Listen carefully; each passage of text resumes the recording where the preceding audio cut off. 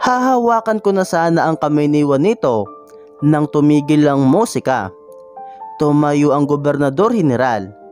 May sinabi siya bago nagpalakpakan ang mga bisita. Nagsiupo ang karamihan at tumayo ang magkakapareho. Maging sina ama at ina ay bumalik sa misa namin. May 10 pares ng babae at lalaki ang naiwan sa gitna. Nakatayo silang lahat sa magkahabilang dulo. Carmelita, sumali kayo ni Ginoong Juanito. Hindi ba't paborito mo ang karinyosa? Excited na sabi sa akin ni Josefina na nagmamadaling umupo kasama si Maria. Hiniling ng gobernador general ang karinyosa. Kayo'y sumali na. Tiyak na matutuwa sina ama at ina. Ngiti ni Maria. Akala ko pa naman boto siya sa Leandro at Carmelita love team. Tumingin ako kay Juanito, saka mabilis na umiwas ng tingin nang makita kong nakatingin pa rin siya sa akin at nakangiti. Inilahad niya muli ang palad niya sa tapat ko. Maaari ba? Binibining Carmelita? Tanong niya habang nakatingin ng diretso sa mga mata ko. Hindi ako makahinga ng maayos. Natauhan ako nang bumulong si Josefina. Huwag mo nang paghintayin si Ginoong Juanito. Napahinga ako ng malalim. Wala na akong nagawa kundi pumayag na lang. Naglakad na kami ni Juanito papunta sa gitna kung saan parang kaming dalawa na lang ang hinihintay. Ngumiti sa amin ng iba pang sasayaw. Pumisto na ako sa hiliran ng mga babae sa kanan. Samantala, sa hiliran naman ng mga lalaki pumunta si Juanito. Bago magsimula ang musika, tumingin siya sa akin at ngumiti.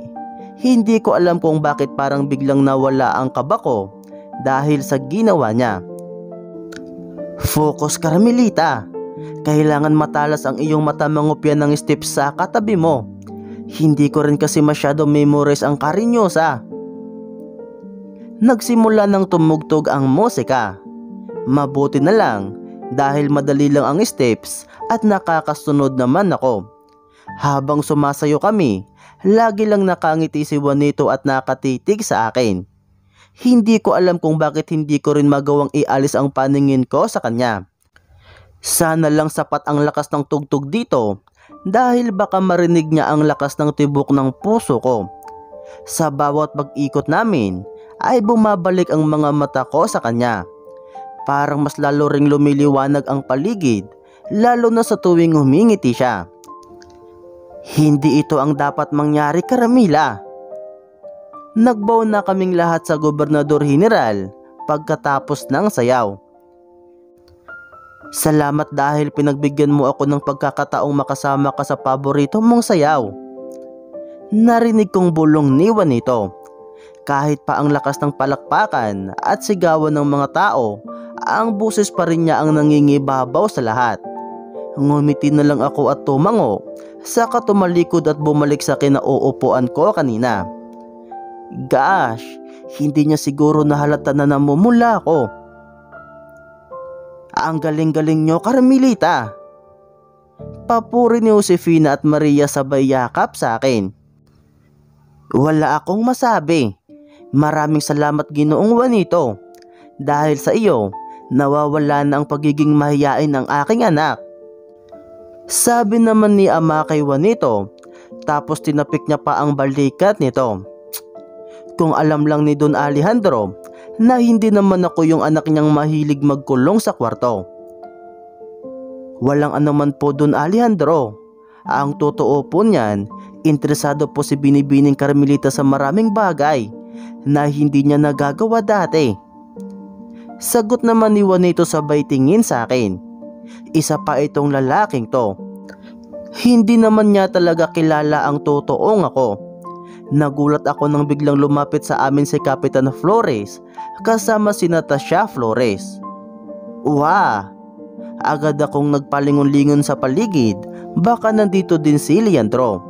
Nakahinga naman ako ng maluwag kasi mukhang wala si Leandro dito. Pero tika, bigla-bigla ding sumusulpot kung saan-saan yung lalaking yun eh. Magandang gabi, amigo. Bati ni Kapitan Flores kay ama, agad namang napangiti si ama. Magandang gabi rin, amigo. Nasaan si Binibining Helena? Tanong ni ama. Palagi kasi nasa bahay namin si Helena, kaya siguro nagtataka siya kung bakit wala ito. Don Alejandro, nagkabulutong po si Helena kahapon, kaya't hindi siya makakasama ngayon. Sagot ni Natasha. Biglang naging malungkot yung mukha ni Juanito. Siguradong si Helena talaga ang gusto niya makasama at makasayaw sa party na to. Ipagdarasal namin ang mabilisan niyang paggaling. Sabi naman ni ina. Nagpasalamat naman si Natasha at Kapitan Flores. Ngunit bakit parang hindi kayo masyado nag-aalala? Tanong pa ni ina. Napangiti naman si Kapitan Flores at Natasha.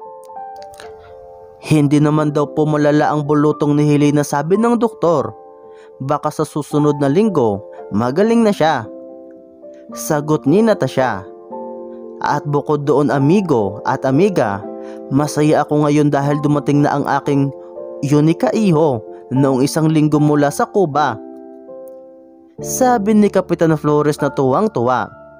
Oh my gosh, kinakabahan ako, baka nandito talaga sa paligid-ligid si Leandro. Wow! Si Ginoong Leandro, sa 1 taon pa matatapos ang kanyang pagsusundalo, hindi ba?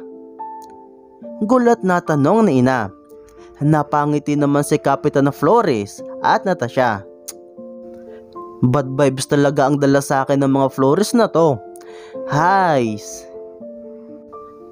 Maagang tinapos ni Leandro ang kanyang ensayo at pinakiusapan niyang mabuti ang kanilang general upang payagan siyang makauwi. Nasa Cavite siya ngayon kaya hindi siya makakadalo dito. Sagot ni Kapitan Flores. Wow, buti na lang wala ngayon dito si Leandro. Bakit naman nagmamadaling umuwi si Ginoong Leandro? Tanong naman ni Josefina. Shucks, si Maria pa lang pala yung nakakaalam ng Oplan tigil kasal. Nagulat naman ako nang biglang tumingin si Natasha sa akin habang nakangiti bago magsalita. May mahalagang bagay na ninakaw sa kanya, kaya kailangan niyang mabawi bago mahuli ang lahat. Sabi ni Natasha. Napalunok na lang ako. Nakita ko namang napatingin si Maria at Josefina sa akin. Parang gets nila yung gustong sabihin ni Natasha. Ako yung mahalagang bagay kay Leandro na ninakaw ng pamilya Alfonso, lalo na ni Juanito. I feel so pressured right now. Isang saglit lang nagpaalam na si Kapitan Flores at Natasha. Dadaanan pa daw ni Kapitan Flores si Helena upang kamustahin. Grabe, nakahinga na ako ng maluwang nung umalis na sila. Mukhang wala naman kamali-mali si Juanito. Hindi niya ata kilala si Leandro, o kung kilala naman niya, hindi close at hindi rin niya alam na may nakaraan si Leandro at ang totoong Carmelita. Hays, hindi pa rin ata nababanggit ni Sergio o ni Angelito kay Juanito na nakita nila kaming magkasama ni Leandro. O kaya naman, baka alam ni Juanito ang lahat pero di naman siya affected kasi wala naman siyang paki sa akin. Hays, maya-maya lang, lumapit naman sa amin si Tia Rosario. Humiwalay kasi siya sa amin kasi nakipagtsikahan siya kanina sa iba pang mga bisita na mukhang super kaklos niya. Napangiti siya nang makita si Juanito at tinitigan niya pa ito mula ulo hanggang paa. Magandang gabi po. Ako po si Juanito Alfonso ang... Hindi na natapos ni Juanito yung sasabihin niya kasi agad nagsalita si Tia Rosario. Juanito, nagagalak ako makilala ka. Marami akong naririnig tungkol sa iyong taglay na kagwapuhan at talino. Napakagalang mo ring binata. Papuri ni Tia Rosario kay Juanito. Nako, baka lumaki ang ulo ng lalaking to ah. Hindi naman po dun niya. Marahil ay nasobrahan lang po sa pagpuri sa akin ang nagsabi niyon. Sagot ni Juanito. Pahambol pa oh. Oso na rin pala pabibi sa panahong to. Nagulat naman ako nang biglang napangiti at napangiti sa akin si Tia Rosario.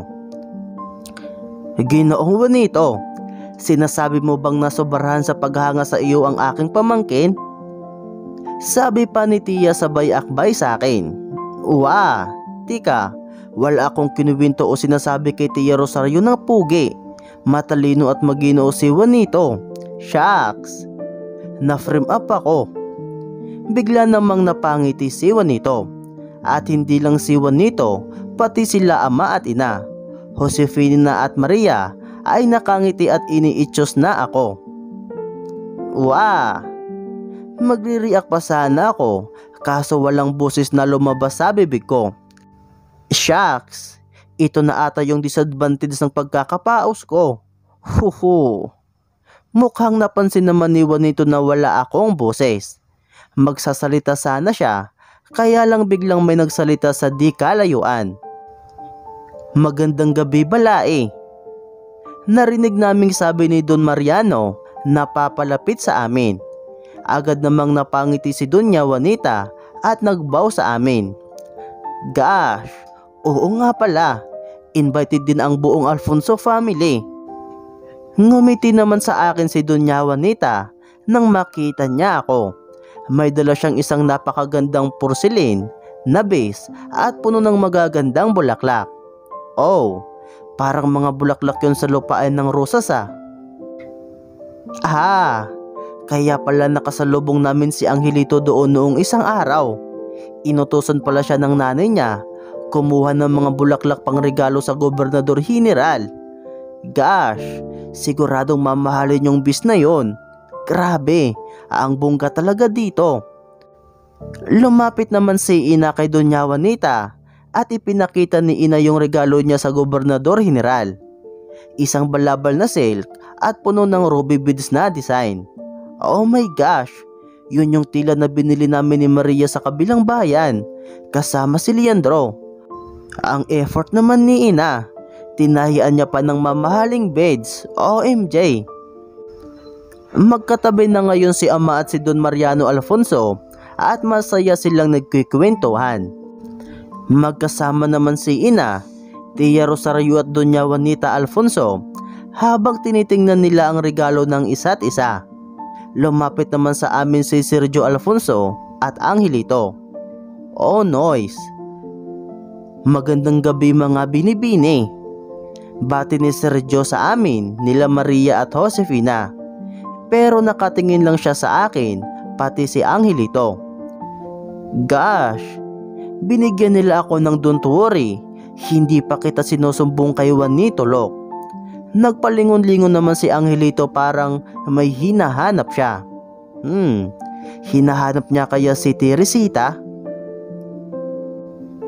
Kamusta binibining Carmelita?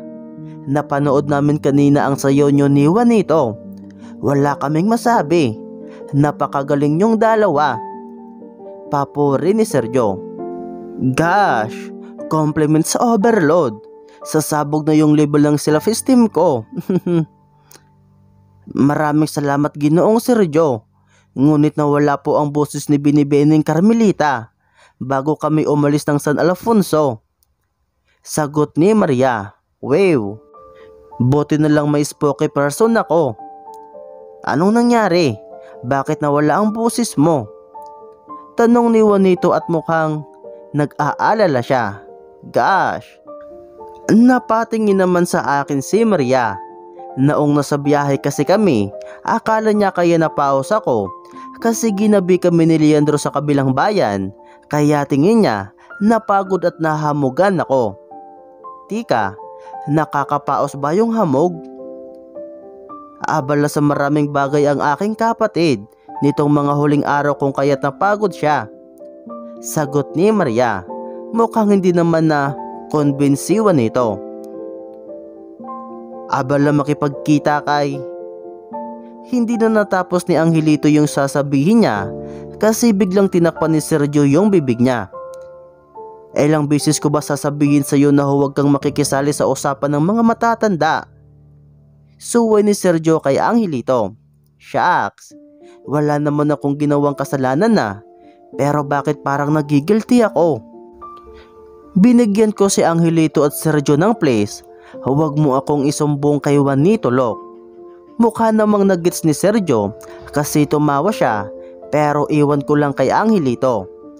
Hays, hindi naman nakasama si Sonia Alfonso Corpos dahil may ibang lakad sila ng asawa niya na si Ignacio Corpos, anak ni Kapitan Corpos.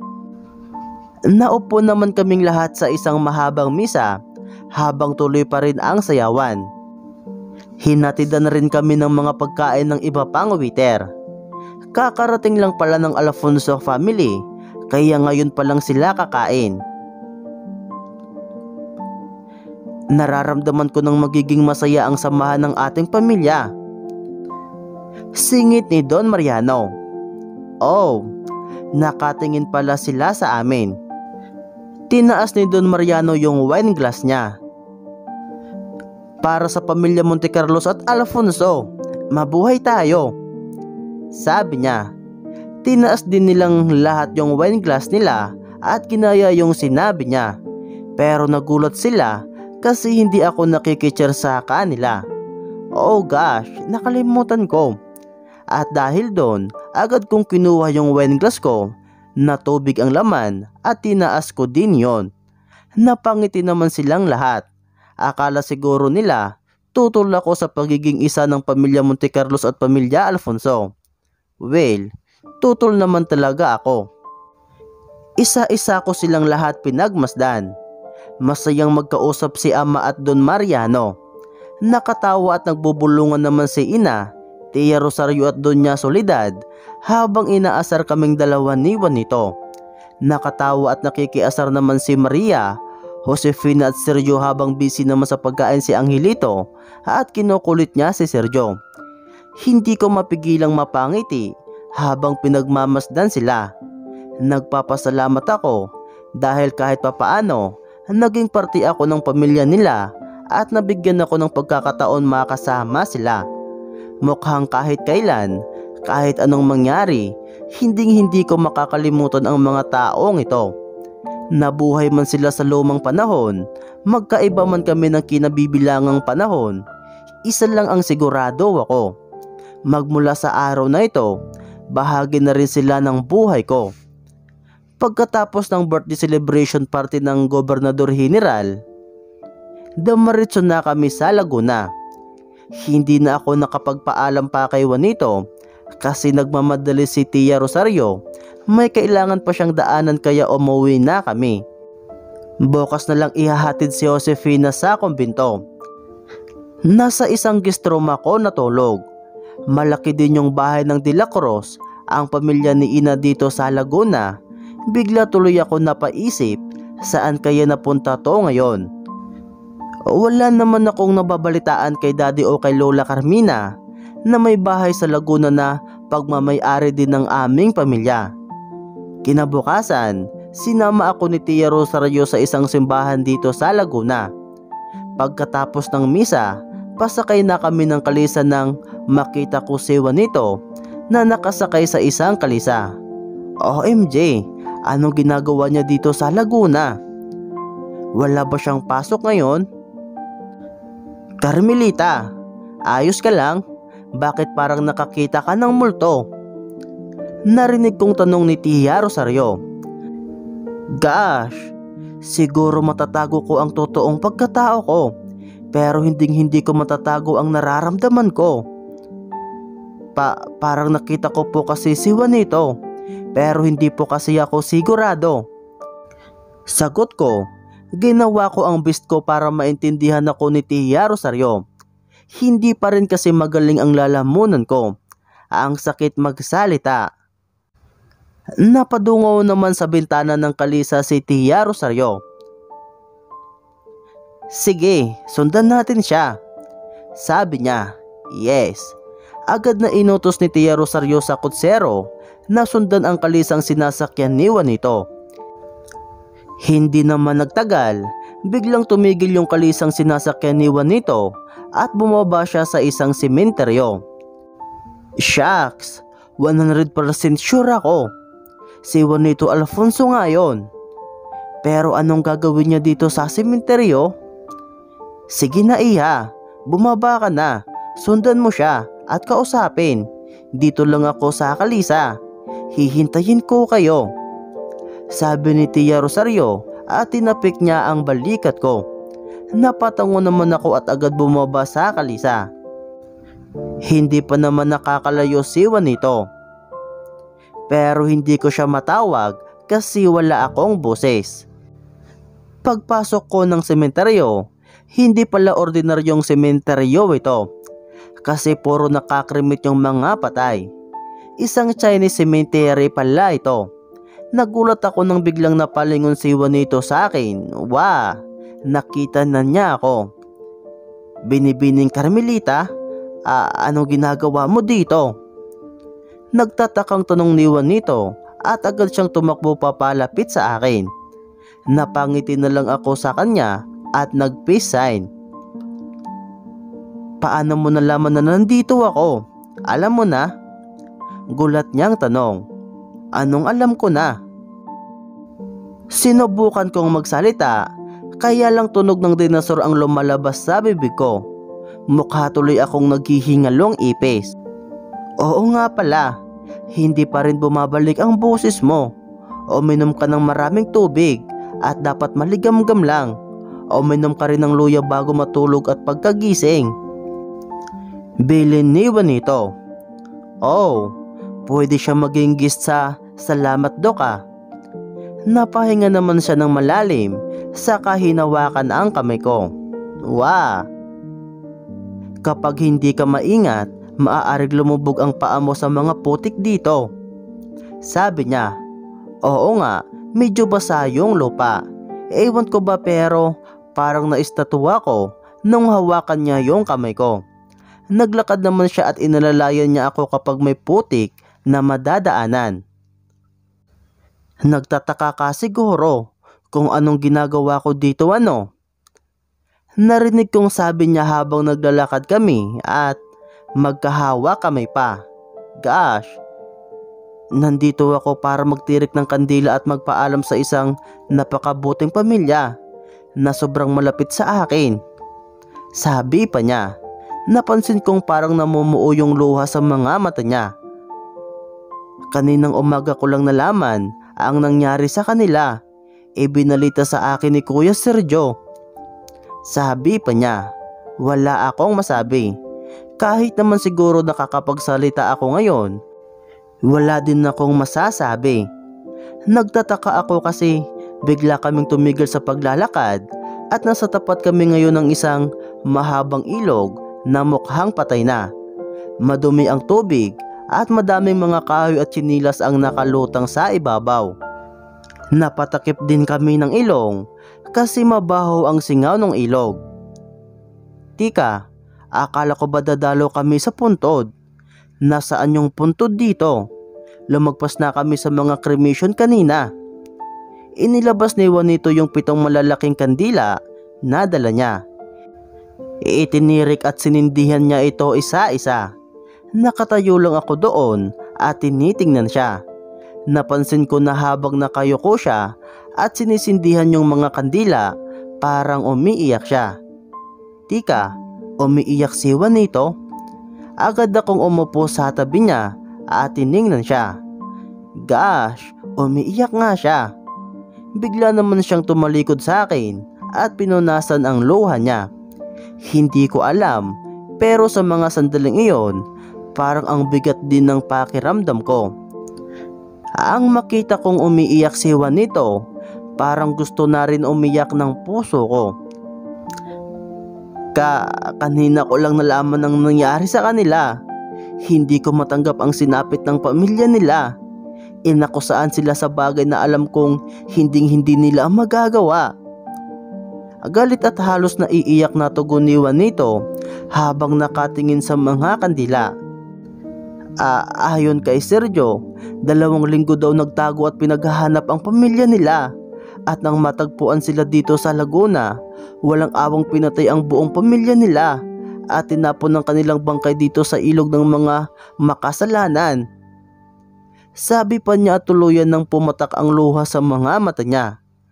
Gosh, dito pala sa ilog na to tinatapon ang mga bangkay ng mga makasalanang tao. Pero hindi ako naniniwala sa kasiraang ginawa sa pamilya nila.